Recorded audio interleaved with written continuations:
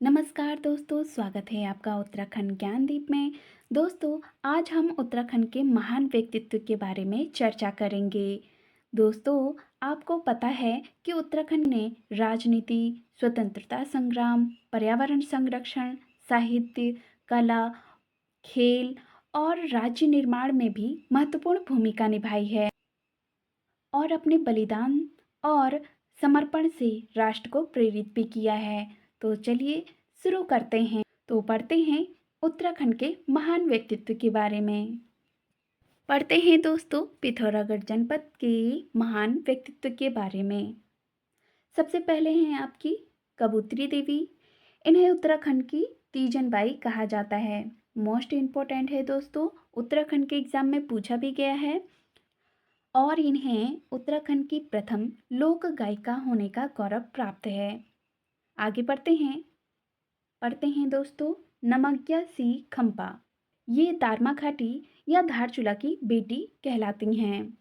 संयुक्त राष्ट्र संघ में ये बजट संबंधी मामलों की सदस्य चुनी गई हैं। आगे पढ़ते हैं प्रकाश पंत।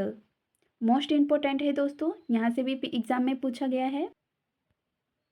2008 में उत्कृष्ट विधायक सम्मान मिला है। प्रथम विधानसभा अध्यक्ष भी रह चुके हैं। 2011 में भारत ज्योति सम्मान पुरस्कार से सम्मानित किया गया। एहसान बख्श, यह सिनेमा और साहित्य से संबंधित हैं। इन्होंने गढ़ी चंपावत नाटक लिखा है और कश्यप पर आधारित नाटक का निर्देशन किया है। पढ़ते हैं कृष्णानंद उत्प्रेती। यह स्वतंत्रता सेनानी थे। इन्हें सर्वप्रथम अंग्रेजों ने बागी उपनाम दिया था। दोस्तों मोस्ट इम्पोर्टेंट है, नोट डाउन ज़रूर कीजिएगा। आगे पढ़ते हैं एंड्रयू फ्रिज गीवन। यह ब्रिटिश सेना थे। विश्व में सबसे कम उम्र का विक्टोरिया क्रॉस विजेता रह चुके हैं, जो कि यह 15 वर्ष 3 माह 10 दिन के थे। आगे पढ़ते हैं 21 अगस्त 1807 को और उत्तराखंड में जन्मा विक्टोरिया क्रॉस पाने वाला पहला व्यक्ति एंड्रयू फ्रिज गिवन है। आगे पढ़ते हैं पद्मश्री से सम्मानित मोहन सिंह गुंजियाल, जो कि इनका संबंध साहसिक खेल से है। 29 अगस्त 2005 में तेंजिंग नार्गे राष्ट्रीय साहसिक खेल पुरस्कार से सम्मानित किया गया और मोहन सिंह गुंजियाल बिना ऑक्सीजन के एवरेस्ट में घूमने वाले विश्व के पहले व्यक्ति कहलाए। आगे पढ़ते हैं डॉक्टर मदन चंद्र भट्ट, जो कि ये इतिहासकार हैं। 1966 में सुमेरु संग्रहालय की स्थापना की थी। 1970 में सेनापानी बौद्ध स्तूप की खोज की थी। 1979 में नैनीताल पर्वतीय इतिहास परिषद की स्थापना की थी।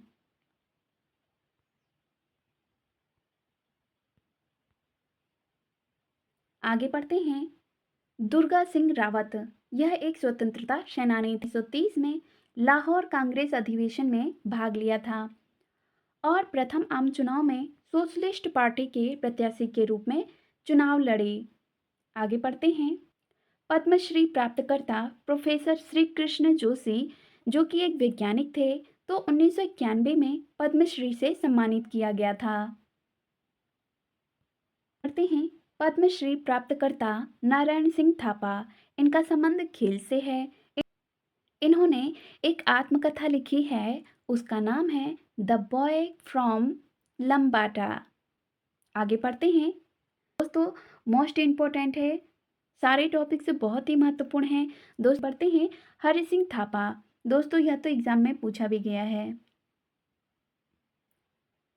हरि सिंह थापा का संबंध मुक्केबाजी से है।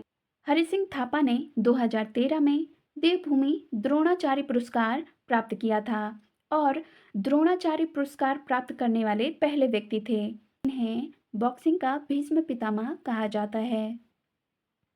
ये पढ़ते हैं रीना कौशल धर्मशत्रु। इनका संबंध साहसिक खेल से है। 2010 में उत्तराखंड से दक्षिणी ध्रुव पर पहुंचने वाली प्रथम महिला रीना कौशल धर्मशत्रु हैं। आगे पढ़ते हैं हरीश चंद्र रावत। इनका संबंध पर्वतारोहण से है। 29 मई 1965 को एवरेस्ट फतेह किया था। उत्तराखंड से एवरेस्ट फतेह करने वाले प्रथम व्यक्ति थे। पढ़ते हैं दोस्तों, मोस्ट इम्पोर्टेंट है पंडित नैन सिंह रावत, यहाँ से काफ़ी प्रश्न बने हैं। मौलिक पंडित के नाम से किन्हें जाना जाता है? तो पंडित नैन सिंह रावत को। इन्हें देसी राज्यों का सारथी भी कहा जाता है।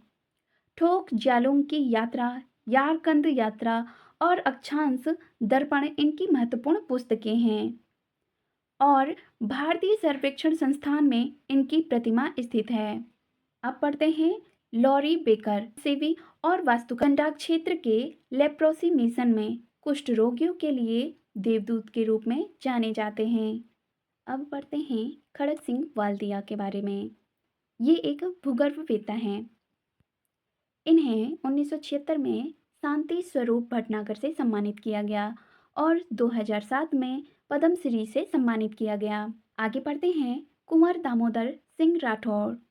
2002 में इंदिरा प्रियदर्शनी वृक्ष मित्र से सम्मानित किया गया और द्रौपदी नारी निकेतन संस्था का गठन डीडी हाट में किया था और इन्हें वृक्ष मित्र के नाम से जाना जाता है। मोस्ट इम्पोर्टेंट है दोस्तों, नोट डाउन जरूर कीजिएगा। आगे पढ़ते हैं प्रयाग दत्त पंत के बारे में। इनका जन्म 1898 में हलपाटी चंडाग पिथौरागढ़ में हुआ था। सन 1921 में ब्रिटिश सरकार ने कुमाऊं में जुबानबंदी का आदेश दिया था, जिसका उल्लंघन करने पर इन्हें 1 साल की जेल हुई थी। इन्हें बरेली के सेंट्रल जेल में रखा गया था। उत्तराखंड की धरती पर आंदोलन की शुरुआत करने का श्रेय इन्हीं को जाता है। तो दोस्तों, उत्तराखंड के एग्जाम में पूछा भी गया था कि उत्तराखंड की धरती पर आंदोलन शुरुआत करने का श्रेय किन्हें जाता है? तो प्रयाग दत्त पंत को। दोस्तों, कैसा लगा कंटेंट कमेंट में ज़रूर बताएं और लाइक शेयर सब्सक्राइब करना ना भूलें। आगे की जानकारी आपको नेक्स्ट वीडियो में दी जाएगी।